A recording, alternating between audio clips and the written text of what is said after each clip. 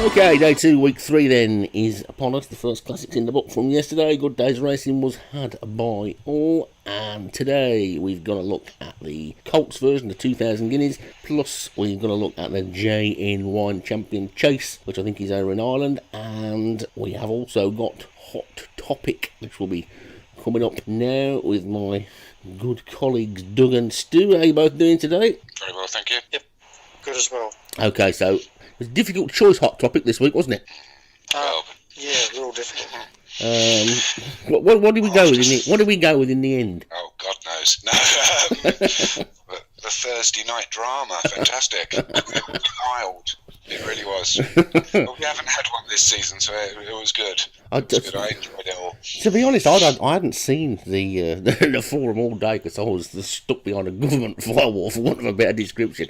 And I was amazed. I couldn't believe it because I couldn't see why on earth anybody would be bothered. I just thought it could only be thought of as a positive thing. I didn't get why anybody wouldn't like it. And it's totally baffled me. Anyway, what do you think, Doug? I reckon it's going to be an interesting experiment. If we look at the 2000 Guineas here, Paul's got 2 horses in. Hans has got a couple in as well. So yeah, which from where I'm standing means that is one less race that Paul can win this week, which means somebody else will win it. So therefore, it's a positive. Not that we don't want Paul to win, but we want the other trainers to win more, so it gets more even. That's right. And as Paul said in the forum, he wants to win the classics, and he needs a challenge as well, because the last thing that we need is for the real top blokes to get bored, because if they get bored and think, you know what, I'm fed up with this and just win every week, they've got to have their own challenges. And I think Paul has probably got his own challenges in his head where he wants to beat his record of Group 1s. He probably wants to make sure he's won every classic, and if he had the chance, I think he'd probably put 6 in this if he could. Very true. And why shouldn't he? It's supposed to be a sim, after all. Nobody turns around to Aidan O'Brien and says you can't put more than one horse in. Exactly. Yeah, but it depends what people want. I think it's pretty good too that Gray's made it for a couple of lower graded races as well, where trainers can enter a couple of runners. So that'll be interesting to see how that pans out throughout the season when people get used to being able to do that. Yeah, I think it probably has to be. Go on, still. I've said enough already. I agree. I think with the lower sort of end of the market, the trainers and everything, an option to put 2 in a race is quite good. I mean, you could have 2 0-70s that only run a mile, let's say, giving them the opportunity to run in the same race in the same week. It has to be a benefit for the lower end trainers.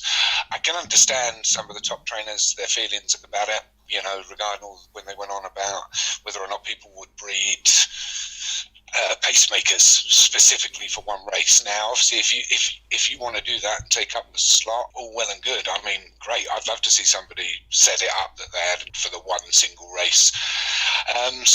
But I was surprised. I must admit, I was surprised that some of them didn't feel good about the option of it. But they all seemed to take on board that it was the end of the world. This couldn't possibly be talked about again. This was a rule set in stone, which it is for this season, without doubt. For this, this season it is set in stone. But we did all discuss it. I felt that, people were looking at it that this was going to be how it was going to be forever. And like we said, we'd trial in these things. Yeah, no, nothing's forever. I mean, Gray's done really well by instigating it all and putting it all in and stuff. And I think at the end of the day, it just boils down to how much of a real life sim you want it to be, and how much of just a game you want it to be. And I think what we've got is, and I'm probably guilty of this more than anybody, because you know what I'm like, banging on about realism and all that sort of stuff. And I forget sometimes that we have got quite a few players that play this game who don't really follow horse racing that much and are not really that bothered about real racing. So they probably don't understand why I'm banging on about the best horses have got to be in the 2000 Guineas, and trainers should be allowed to run as many horses as they like in as many races they want. So very difficult to get that fine balance out, and I think we do relatively well to try and appease people that play the game as the game and the other people that want realism. I mean, I think we all know the schedule probably could do with a reasonable tweak, and maybe 2 or 3 of us put forward schedules next year and get voted on, something along those lines. But then Graham would need the help, for rechange and all that. So, somebody would need to offer their assistance to rename, replace, every race in the schedule. So it's a difficult difficult thing to try and appease everybody, course and the it is, realism in the game. Yeah, of course it isn't. When you're constantly adding things and stuff and things, then you get to a point and eventually where you've got to go, right, you've got to streamline this down. We've brought all these good things in, so there's nothing wrong with the schedule or anything. It doesn't need open heart surgery or anything like that. It just needs tidying up maybe and a little bit of... I think sometimes it's to reflect or whatever, the rules. So if we're going to rule change, then sometimes the schedule's going to have to change alongside that. I think that's the only work that may come out of it. Yeah, you have to move with the times and evolve, don't you? And it's at the end of the day, it's what everybody wants, this sort of democracy type thing to make everybody happy, isn't it? And as I think Paul said in the thing, well, it was good that there was such a wide difference of opinion. A couple of people were really adamantly against it, and quite a few people were really for it, but nobody got silly. We didn't have a sort of anybody chucking their toys out and going up the wall and abusing anybody. It was a good grown-up discussion, I think, which was... So something positive comes out of everything, doesn't it, really, like that? True. We didn't squabble too much. No, I think it was pretty done fairly. Yeah, it was all very amicable, wasn't it? It was all points, amicable. All very gentlemanly and grown-up, which is good. Which is good for us. Yeah, well, we've managed to get rid of all the lunatics, haven't we? So that is one good thing that's happened so far this season. So we're just gonna have to wait and see what happens, and I hopefully people will come round to the idea, because especially if you think, I personally think you should be able to put as many horses as you like in every race, because you've only got 25 horses, and if you put all 25 of them in one race, you can only win one, but if you've got some of these really low, race number 1 this week, on Friday morning, it only had 3 runners in. Now, I don't know how many it had in the end, because I'm not commentating on day 1 flat, so I haven't looked, but on Friday morning, when I put mine in, it only got 3 horses in it. Now, if you're a trainer who's got... Is this race 1? Yeah. Race 1 on the flat only had... There was 4 last I saw. Now, let's put it this way. Most people have got horses in their stable that are milers. They've also got 7 furlong horses. They've got 10 furlong horses. Now, if you're a trainer who's got 3 or 4 of them, and you haven't had a winner yet, and you want a winner to get your season kick-started, what is wrong with you seeing a 3-horse race and thinking, you know what, I want to put 4 in that, I want me win it? That's what it's all about. Competition. And if people are going... If you can't beat one Paul Rhodes horse, I'm not going to enter if I can't. I've got no chance of beating 3. Well, goodness me, that's pretty defeat. What that means is there's 3 of his horses that you can't beat in the one race, which means there's 2 other races that they haven't gone in that you should now be able to win. Yes. I think what could happen there as well is Gray or whoever's looking after him, even leading up to the close of acceptances, can see that, say, race 1 this week is really light of runners, and then open it up and just say to the 4 trainers that are in there that I saw, say, look, if you've got a second horse you may enter, go for it. Yeah. I think it was a race on week 1 that hadn't got many horses in it. I think Jim Murray put a post up in the forums alerting everybody to the fact that there was a chance for some easy money. I'm pretty sure at one point there might be another race later on in the week that's only got at one point only had 2 in it towards the back end of the week. So I will win that then. And I know, I won a 2-runner race last year, which is, I think, again, one of the reasons why we up the stable limit to 25, because there weren't enough horses to go around. And if you look at it this year, with the numbers that we've got playing as well, we haven't had an excessive field yet. I haven't had one of those ridiculous races with 30 horses in it. The fields are competitive, they're sensible sizes. And I think, so far, the experimental changes have all been positive. I haven't seen a single negative yet. Okay, so is that everybody's opinion on Hot Topic for... Yeah, I don't really want to just repeat what people have written in the forums. Otherwise, we can only have our opinions, but pretty much what we said, I would have thought. Anyway, right, that's that then. So, 2,000 guineas then today. Chaps, what do we reckon for this? Okay, I'm going to go with Battle Road Boy, Jim Murray's horse. That was quick, straight in there. Quick and straight to the point. Yep. Oh, well, for me, quickly scanning down, I'm Thunder Sparkles that came nowhere, which means ground. Now I'm going to go for it's unusual, sticks out a little bit at the bottom. I'm rated on 100, but no, I'll go for Steve Rands. I think he says it's a 1 mile 2 furlong horse, but I think he's probably just kidding the bookies there. Yeah. So code of silence for Steve Rand for me. Well, do you know what the horse that I would really like to see win? The horse that I would really like, it's not mine, no. Oh, is it not? No, I would like to see Team Leader win this, and the reason I'd like to see Team Leader win it is because it is a returning horse, and I like the idea of a horse that's had a 2-year-old campaign coming back and winning a classic, so I would really, really like to see Serious Chill's Team Leader win it, but I don't think it will, sadly. But I think it'll be pretty close, so I reckon Paul Rhodes' Finjet will win, but I'd really, really like to see Team Leader win. Okay, no, I agree with you. I like your idea about that. It would be good because we're a great believer in bringing horses back. I always thought the extra 5 was supposed to be returning horses. I think I think that was suggested at one point. There were lots of things suggested, I think, but nobody agreed on any of them in the end. I think it was going to be 5 game breeds at one point as well. I think the returning horses was another topic. Yeah, another hot topic that one can be, can't it? So I think just to put maybe we should put some suggestions out to the forum if they've got some hot topic they would like us to discuss. Well, they could do, but that sort of makes it back to front, because what hot topic is supposed to be is just picking up on what they've started off with in the forums. So that would mean hot topic would have to be, what do you want hot topic to be? And we'd end up talking about what we wanted people to talk about. Okay, then. I'll shut up. Anyway, how are you getting on with your computer, Stu? Have you got it fixed yet? Oh, don't ask. No, it is honestly those hours spent, and because swapping around things like RAM from one computer to another and graphics cards and everything, and then nothing showing up, and then realising I hadn't even plugged the lead into the screen for about an hour of just swapping things over. It was a nightmare. Anyway, enough said. All right. At the moment, they're both running quite well. Okay. Right, so that's 2,000 guineas then. So we're going to have a quick look at the jump race, aren't we now? The JN Wine Champion Chase. Yeah, Down Royal. Anyone been there? No, I've never been to Down Royal. Me neither. I don't think. Oh no, I've been to Dublin. I've been to Ireland once. Sorry, go on. I didn't even know there was a track called Down Royal. Just like Martin didn't know about the Singapore racetrack. Oh, Cranji. I've got no idea about. The funny thing is, I actually noticed one of my horses that I brought back actually won a race at Cranji last year. Really? One of the 2 mile, I think it must have been a long distance race because the horse is like a 2 miler. And then I looked back and thought, blimey, I even won there and I can't even remember it. We do have quite a lot of Irish meetings in a jumps, don't we? It seems to be a weekly thing. Trotting over the sea to do a bit of racing every now and then. So that's because where's Down Royal? That's like County Down, isn't it? Isn't that Northern Ireland? In fact, Down Royal. It's not a Southern Ireland track. It's Northern Ireland. I mean, I remember they had an experiment one year. The Ulster Derby, which is in Northern Ireland. They put it on the TV, and I only got 4 horses in it. And the start was delayed because they couldn't get the sheep off the track.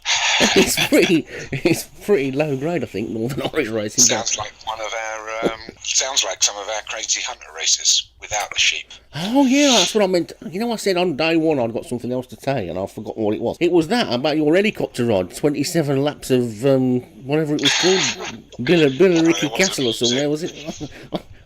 That was funny. It was like, you know what it was like? It was like the lost scene from Apocalypse Now, wasn't it? Yeah, it was like, I want to get off now. I have to say though, One of the Valkyries too. you did a pretty professional job though, Stu. It's like one of them blokes off the news or something, or a sport thing where the camera has to stay on them because they're not ready to go somewhere else, and you've got to just keep talking. And it's like, right, I'm sure we'll be starting this time. No, round again. It's another there trick. We go again. It was funny. It was pretty good, and it was one of 2 absolutely classic commentating lines this week, because you had when you came out with a line, I think I'm going to be sick, or whatever it was. The live stream went into uproar. People thought it was hilarious, but you were outdone. That wasn't the best. That wasn't the best line of the week. The best line of the week came from Mike, and I don't know whether Mike would have realised what it meant. They probably don't use that slang word in America the same as we do here. And the horse was called One-Eyed Willie. Now, are you aware, Doug, in Australia of what Willie can refer to in England? Yeah. Yeah, well, Mike came up with a classic line, One-Eyed Willie's too hard to handle. Oh no, too much to handle. One-eyed Willie is too much to handle, and I thought, did he really just say that? And I don't think he had a clue what it meant. But anyway, it was very funny. Yes. Well, I think it's always good when something like you say just comes out of your mouth. You haven't really thought about it at all. And I just thought like it was I'm on a fairground ride. I'm getting off. I'm going to be sick. I can't talk about Mike's Willie, but Yeah. So what do we? Yesterday we got vibrators in fish, and today anyway. I think if we get the national hunt on the third day and Gray does the same thing again, we need to put in Flight of the Valkyries right at the start as he's going around the track. You're right. I'll find that if it's the case. We'll put it in anyway. So back to this race then, which is the. I wish I was calling that race. I'll be splicing in Apocalypse Now. Actually, you might have a bit more fun this week, Stu, because I think you're doing Wednesday's jumps, aren't you? And I think Wednesday's jumps most of it is in France, and it's the race. It's the race with the invisible fence. It's Oi Toy. Yeah, it's the race with the invisible fence. It was one of my first seasons. Like weeks I hadn't been doing it very long, and I obviously hadn't seen it before. And I started commenting, and all of a sudden, all of the horses just did this synchronised leap in the air when there's no fence, and it totally threw me. Look out for it. I have to run it now before commentating. It's the first. Yeah, I think it's the first fence, so you wouldn't have to run it for very far, and then you can start again. You wouldn't be like cheating. But I'll try Frank Jackson as well. I think it's the A Jocelyn chase. I think, but it totally. I sort of was in a state of hysterics for a couple of fences afterwards. But it was just looked like synchronised leaping. All the horses leapt up in the air. I just wish one had fell over. That would have been even funnier. I mentioned it to Gray, I think, and I think he says, "Oh yeah, that always happens." I think it's because it's too close to the start. It's just about 4 strides after they start. They just all leap up in the air. Okay, it's a mouse. So that's worth looking at. Anyway, that's not going to happen in the JN1 Champion Chase, which is probably the first really big chase of the season, isn't it? And it looks like we've got a Leon van Rensburg monster in there, doesn't it, as well? So what do we reckon? Okay. Well, yeah, no, I mean, looking at obviously Leon's horse. Obviously won a Group 2 last time out, so obviously just on the up, looking through the rest of the field. Now I'm going to go for Jim's horse, Heather Bridge Girl. I think the last time out it was probably a ground issue, came second, obviously in its original maiden, I would have thought. So, and Jim's got some pretty good horses, and they tend to be out of the front. Always good on a 3-mile chase because you don't hit the 3-mile curse. Yeah, you want to be at the front of the pack most of the way. But now I'll go for Jim Murray. Yeah, it's one of the few that likes the softish going in this as well, and it's good to soft ground, isn't it? I'll tell you one thing that we haven't really touched on the jumps too much so far this season. Now we'll put that right in the next few weeks. Hasn't it been surprising how many of John Morgan and Paul Rhodes' horses are falling over? Yes. Well, I think it's been really spread. I think the hunt's really hard this year. I mean, normally I have horses that finish not regularly, but fourth, fifth quite often. I mean, mine are well down the pack. I'm shocked. No, it's nice. Really, I think it's a good spread this year. I think everybody's got some good horses in the hunt. It is, and I'll tell you what, Doug. Have you had a look at the card since you put your entries in? Not really, no. I think on day 3 there are 3 races where you have got the top weight in the race. Seriously. Yeah, so your jumpers must be improving because you said before that you just put them in for a bit of fun. You don't really know that much about it and stuff. But I don't recall you having sort of like top weighted horses in handicaps much over the jumps. But you've got two races on the trot where you've got the top weight, which means they've got to be. I think they're all those. The 120 handicap races and probably the cross country. It's still good though because there's people got to have the bottom weights in those as well. So definitely going right. I reckon your first jumps win is not too many weeks away. I reckon. Well, it's interesting you to say that because I'm having the same issue on the flat. Like I've got two milers and I can't get them into any low rated handicaps because they've both done all right so far. And I'm not used to that.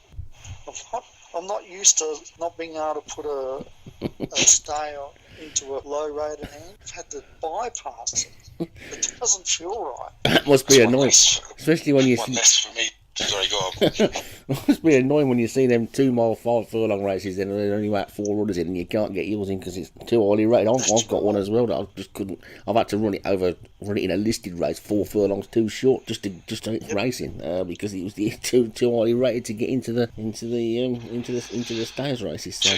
Two less people for me to fight with. That's going to be our next target as a commentating team. We have got to have at some point during this season a week where we all 3 of us win a race in the same week, and if we can get a race where we finish 1, 2, 3 in a race, that will be good as well. Give us bragging rights. So anyway, with that, I think we probably waffled enough for day 2. Or you were just about to say something really interesting, Doug? Well, I'm just going to, in the race 16, the J&Y going with Bad Behaviour, Leon's horse. Yeah, I think we both agree with that one. Although, as I said earlier on, Darren Thompson's horses have been running really well lately, and that Aussie Jack will give it something to think about. But yes, Leon is the man, I think, now over the fences. He's the top dog jumps wise, I reckon, after last season. So, with that, shall we get on with some action and enjoy the day 2's races? I think people have heard enough of us for one day, don't you? No worries, sounds good. Yep.